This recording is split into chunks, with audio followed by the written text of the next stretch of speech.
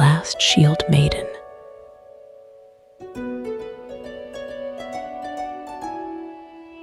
The tale of a warrior princess. Chapter 1. The first arrow struck Torvald the Red just beneath his collarbone. The second pierced his throat. He did not cry out. The king of the Iron Sea, who had slain a frost bear with a broken spear and fought 5 men barehanded for the hand of his late wife, fell to his knees beside the black stone altar of the old forest. Blood bubbled from his lips as he reached for his axe, rough and small, but his grip slipped. The weapon clattered to the mossy floor. His men rushed forward, too late. The invaders vanished into the trees, leaving only silence behind. The king's daughter, Astrid, found him moments later. Her knees struck the earth as she cradled his lifeless head in her lap, pressing her forehead to his bloodied brow. She did not scream. She did not weep. The fire behind her eyes burned too hot for tears. She rose in silence and carried the axe back to the village herself. The sky burned like hammered steel as the longship was set adrift. Villagers lined the cliffside in silence, their heads bowed beneath furs and wolfskin cloaks. The wind tugged at braids and banners, and the sea churned with an uneasy rhythm. The pyre was built atop the king's warship, torches tucked among logs, dried meat, and the offerings of his people. Astrid stood at the edge of the water, taller than most men and tenfold more striking. Her long red hair, woven into a thick braid with silver rings, shimmered like flame. Her green eyes, sharp as cut emeralds, did not flicker from the ship as it floated farther into the fjord. She wore black leathers lined with fox fur, her frame lean but battle-hardened, every step a study in grace and raw power. Then the priest signaled. She raised her father's bow, a massive yew longbow carved with runes older than the village itself. The arrowhead blazed with oil and pine resin. Her fingers did not tremble. She loosed the shot. The arrow arced high, trailing smoke and fire, then plunged into the ship's belly. Flames rose like a dragon's breath. Gusts echoed along the shore. "May you feast with Odin, Fatter," she murmured. "And forgive me for what I must become." Betwilit, the flames were ash. Astrid climbed the carved stone steps of the great hall barefoot, as custom demanded. She passed warriors twice her age who lowered their eyes in silence, unsure whether to offer deference or doubt. The council sat in a half-circle around the great fire pit, cloaked in sealskin and shadow. 12 elders, each head of a major clan. Some bore scars. Some ink. Vam wore the necklace of bear claws passed down for generations. At the center sat Einar Frostborn, oldest among them, with eyes like clouded ice. Astrid Torvaldsdottir, he intoned, voice like gravel. Dagter of the fallen king. You stand here as blood heir, but blood alone does not grant the crown. Astrid stood tall, her face unreadable. The people must know your strength, Einar continued. And the gods must see it too. You will undertake the trials of the crown. A low murmur rippled through the room. One of the elders scoffed, another nodded solemnly. You will face 3 tests, sighed Inge of the River clan, her fingers adorned with rings from half a dozen treaties. One of steel, one of words, and one of wisdom. Einar leaned forward. Refuse, and you return to your mother's kin as a war widow's daughter, not a queen. Accept, and you may die. I accept, Astrid sighed without hesitation. The fire cracked in response, casting her shadow long across the stone floor. Chapter 2. The wind was sharp on the mountain plateau where the archery grounds were set, biting and unpredictable. A ring of spectators gathered, warriors and elders alike, wrapped in thick cloaks, their eyes squinting against the morning sun. Wooden targets were mounted on posts 50 paces away, their painted centers dancing in the wind. Astrid stood alone at the firing line, the bow she'd used to light her father's pyre cradled in her hand. Her breath was steady, her body lean and coiled like a hunting cat. Her opponent stepped forward, Birger and Svensson, heir to the southern coast clans. He was a half-head taller than most men, with arms thick from years rowing warships and lifting axe after axe in training. His golden hair was braided tight down his back, his face carved and sun-kissed. His blue eyes sparkled, not with arrogance, but something far more dangerous, Esa. They exchanged nods, nothing more. Einar Frostborn raised his hand. 3 arrows each. Closest grouping wins. Begieren drew first. His form was perfect, shoulders wide, bow taut, breath released just before the string snapped forward. The first arrow struck true, a thumb's width from the bullseye. The crowd gave a respectful murmur. Astrid stepped up. The wind shifted. She didn't move. Hagrid's eyes narrowed. She adjusted her stance, twisting her hips slightly, letting the current tug at a strand of her red braid. TM. Release. The arrow split the painted red ring clean down the middle. Sheesh erupted, louder now. 2 more rounds followed. Begieren struck closer with each, but Astrid matched and surpassed him. Her final arrow didn't just find the center, it pierced the shaft of the one before it. A perfect shot. The crowd roared. Begieren grinned wide, nodding as if he'd just witnessed something truly beautiful. You've got death's own aim, he sighed as they shook hands. And you've got the grace of a poet, Astrid returned, smirkning. But I still bested you. His laugh echoed off the stone. I can live with that. The great hall buzzed with music and laughter. Joasted elk filled the air with rich smoke, and mead flowed like spring thaw. Astrid sat near the fire, her tunic loose at the shoulders, a blade at her hip. She picked absently at a honeyed fig, her cheeks pink from heat and wine. Begieren approached with 2 mugs. Peace offering, he sighed, handing one over. For a bruised ego. You're not bruised, Astrid replied, taking it. You're too proud. I'm charmed, he sighed, sitting beside her. Which is far more dangerous. Their banter danced like swordplay. They spoke of hunting boar in the South Hills, of sea raiders, of their father's old rivalries. Sumevia between insults and laughter, their eyes held longer than they should have. The fire between them was no longer just in the hearth. You've got blood in your veins like fire, Begieren sighed quietly. And you? Astrid Asked, voice low. He leaned in, smiling, still figuring that out. The snow fell softly during the short sword duel. They met in the stone-ringed circle at dawn, stripped to light leather and armed with identical iron short swords. The steel was dull, not meant to kill, only bruise and batter. The clash began with a flurry. Astrid was swift, nimble, her blade singing through the air. Bjorn was powerful, his swings wide and punishing. Sparks flew as blades kissed again and again. She nearly disarmed him early, ducking under a blow and slicing across his ribs. But he rallied, countering with a shoulder check that sent her sprawling to the ground. She jolied, ruus, and came at him again. They danced like storm and sea, him pressing, her deflecting. But in the end, brute strength won the day. Begieren disarmed her with a twist of his wrist and drove her backward until her boot hit the ring's edge. Yelled. Heasked, breathing hard. She touched her chest where the strike had landed. Today. They booved. The crowd erupted. Astrid sat outside her tent, brushing snow from her cloak when Bjorn appeared. He didn't speak at first. He simply offered a hand. She took it. They walked in silence down the ridge path overlooking the dark fjord below. The final test is hand to hand, he sighed at last. Tomorov. Yes. He hesitated. I could sleep. Make it look real. You win, keep your crown, no one questions it. Astrid stopped walking. You'd cheat the gods to spare me pride? No. They gift you the crown because I believe in you. Had eyes narrowed. Then believe in me enough to fight fair. A long silence. Tianhe laughed, low and surprised. You are your father's daughter. They walked again. Tall shid of old battles and favorite storms. She learned he carved ships in his free time.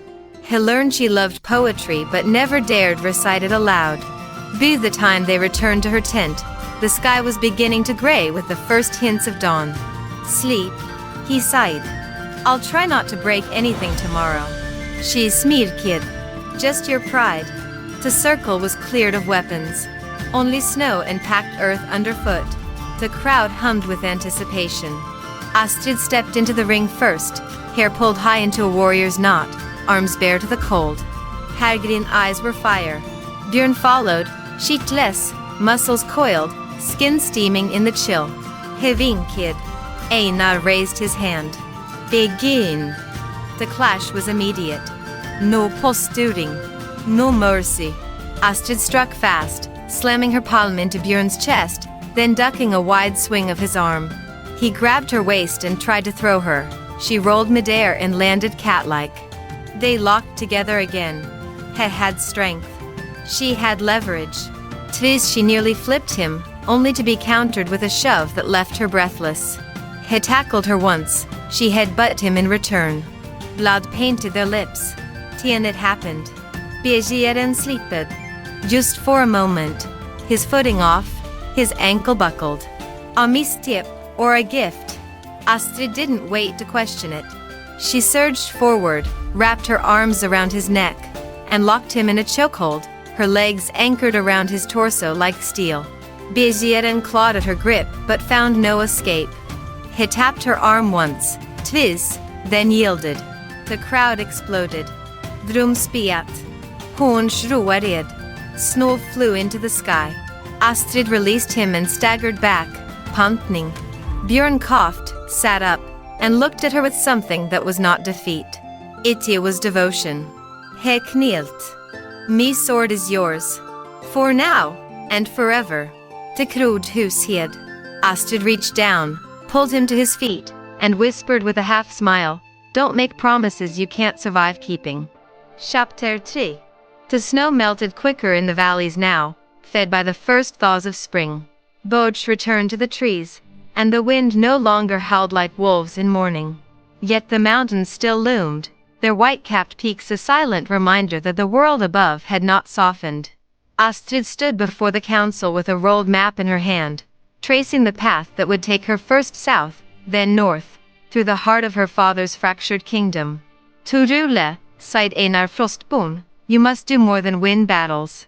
You must feed your people, clothe them, unite them. He gestured to the fire-lit map. The Plains clan grows food, but lacks iron. The Mountain clan has iron, but their crops fail on stone. Bring them together.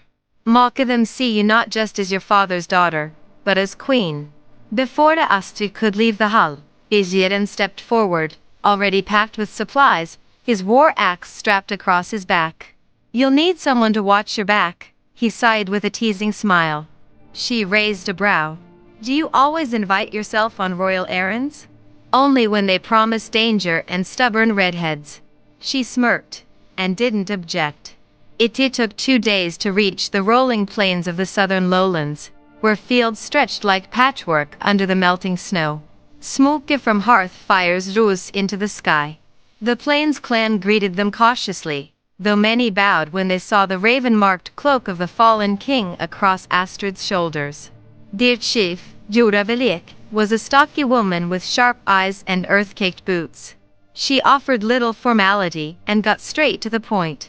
We have harvest, but no blades. Riders steal our oxen, and we can't defend our borders with farming scythes.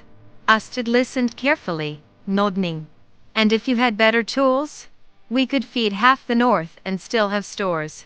That night, Begeren and Astrid shared a small fire on the edge of the village.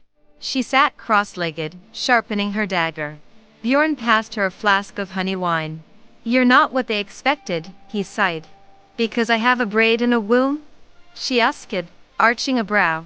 No, he replied, smiling. Because you're smarter than all of them. The path north twisted through steep ravines and narrow passes. The snow returned as they climbed, icy and clinging. On the second day, they passed beneath a thicket of pine when the silence shattered. Ah, groove. Oh. Deep. Tien. A bear. It barreled from the brush, its winter-starved form deceptively fast. Astrid barely had time to draw her dagger before Björn was in front of her, axe raised. It struck him first, sending him flying into the snow.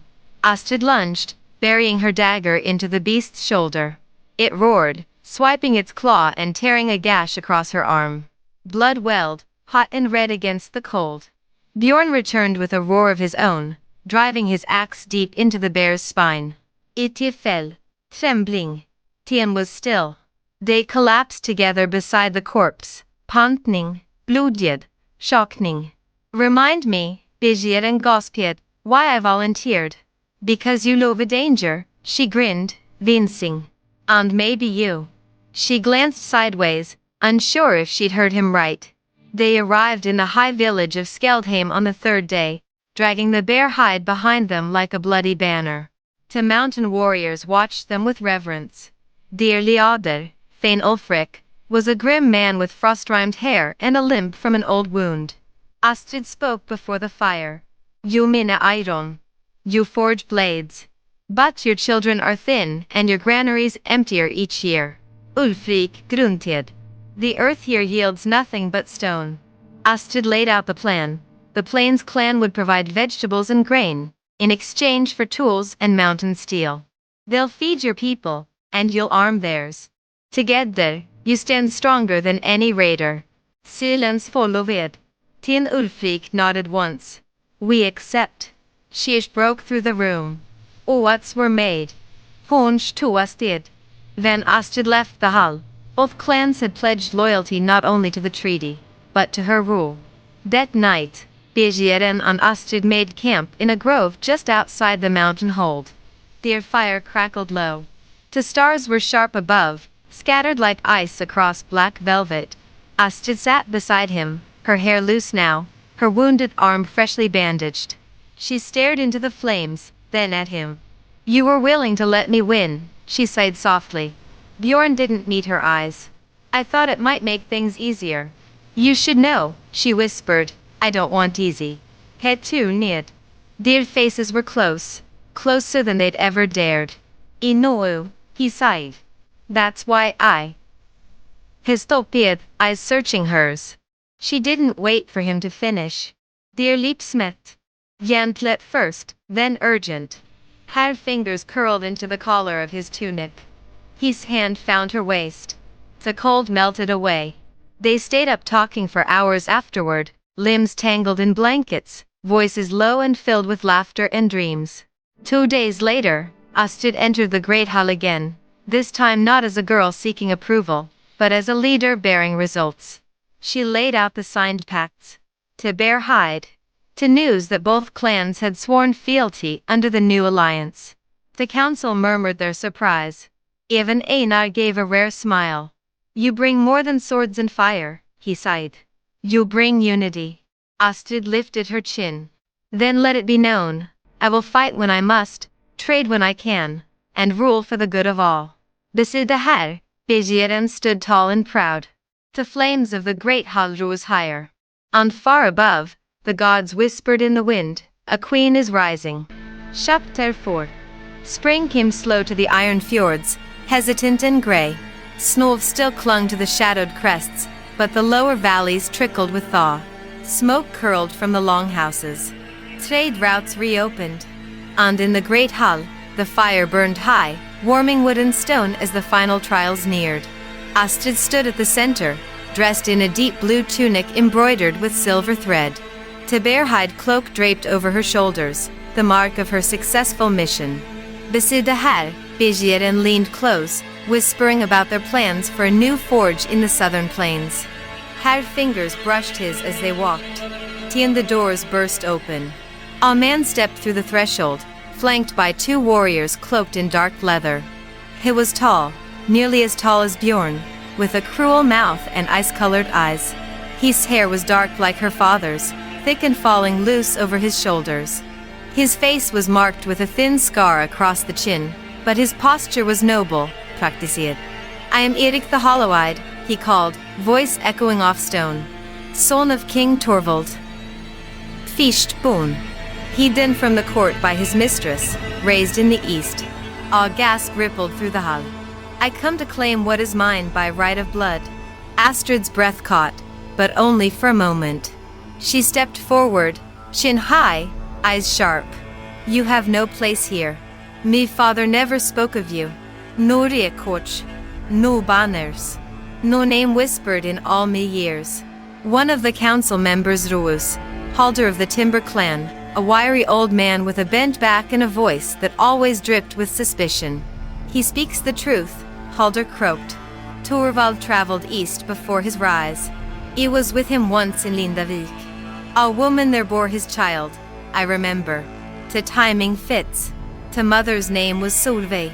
Astrid stiffened. Erik stepped closer. The only reason I wasn't raised beside you is because me mother wasn't noble. I have his blood. He's strength. And I won't kneel to a child queen. The room erupted in chaos. Council members shouting, warriors gripping blades. Einar's voice boomed over them all. Silence. The elder stood, face like carved rock.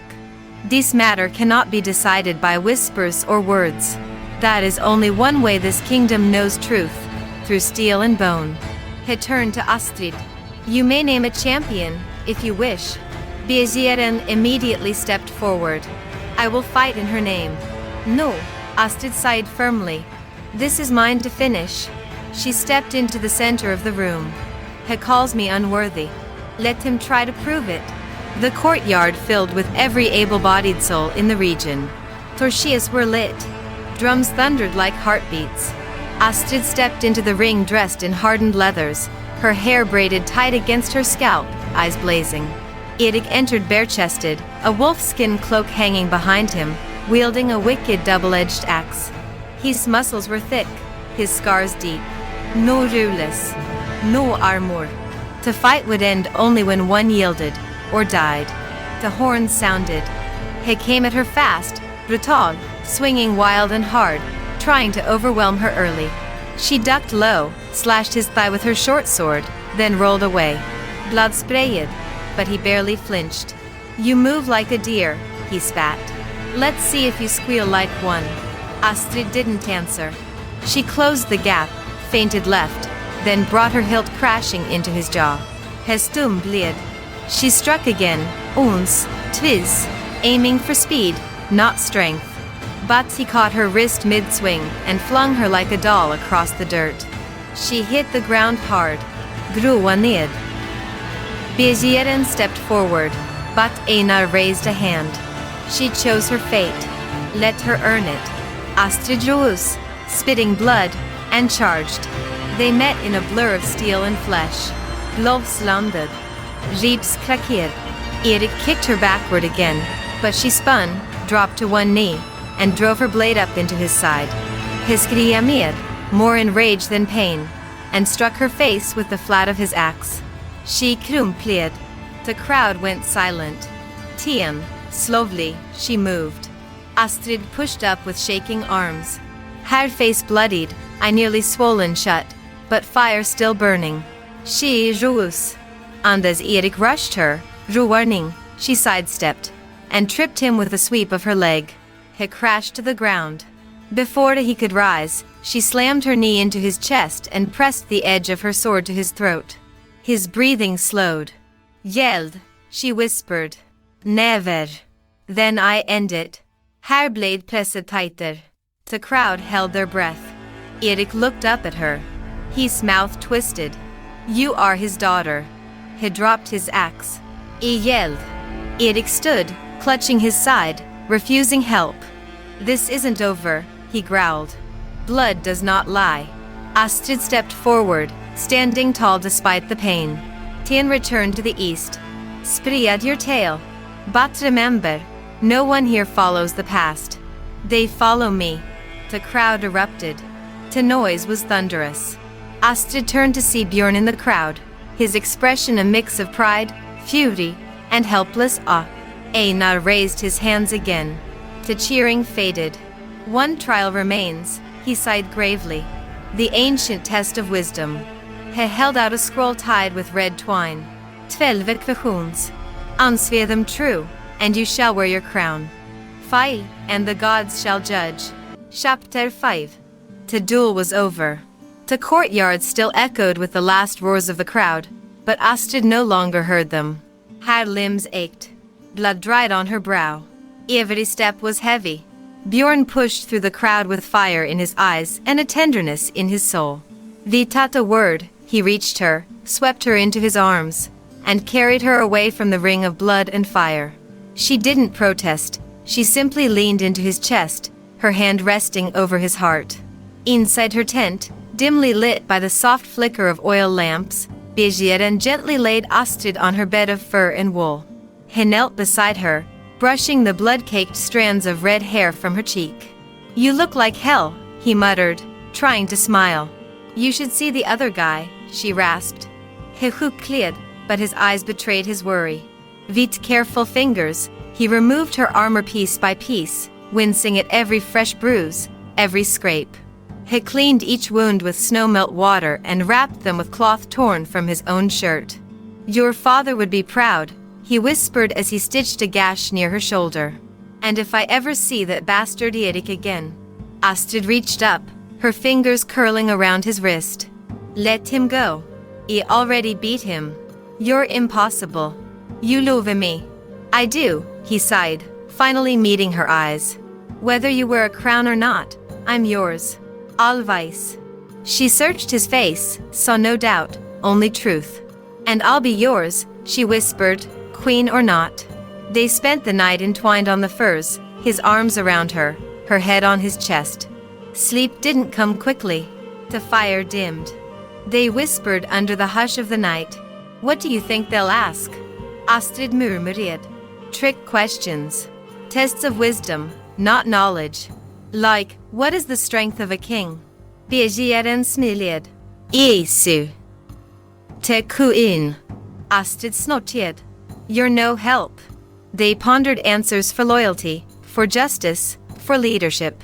She spoke of how she'd unify the clans through trade and honor. He pressed her to think of the poor, the orphans, the exiles. "Strength matters," she sighed, but only when paired with mercy. They kissed again, slower this time, savoring the warmth they'd earned. "You're ready," Bjorn sighed as she drifted off in his arms. "You've always been ready." The next morning was still and cold. The great hall was cleared. The fire pit smoldered quietly. 12 chairs were arranged in a semicircle. At the center, Einar sat like a granite statue, his eyes unreadable. Astrid entered alone, clothed in simple wool and a single braid down her back. She bore no crown, no sword, no armor, only herself. Einar rose. The 12 questions have no right answers, only correct ones. Your truth is all that matters now. He sagt. The council leaned forward. The questions. 8. Halder of the Timber clan. What is the first duty of a ruler? Astrid. To protect those who cannot protect themselves. 2. Inga of the River clan. If a famine strikes the north and your granaries are full, what do you do? Astrid. Share what we have. Hunger breeds rebellion. Kindness builds loyalty. 3. Orla of the Ice Fjord. A rival Jarl refuses tribute but offers peace. Do you accept? Astrid. Yes, if peace holds. War costs blood, but peace must be earned and watched. 4. Wolfric of the Mountains. A traitor in your court is beloved by the people. What do you do? Astrid. Expose the truth. Justice cannot bow to popularity. 5. Jor of the Plains. Would you marry for alliance or for love? Astrid. Ons. I might have said alliance. But now I say love, because the strongest alliance is one that cannot be broken by war or words.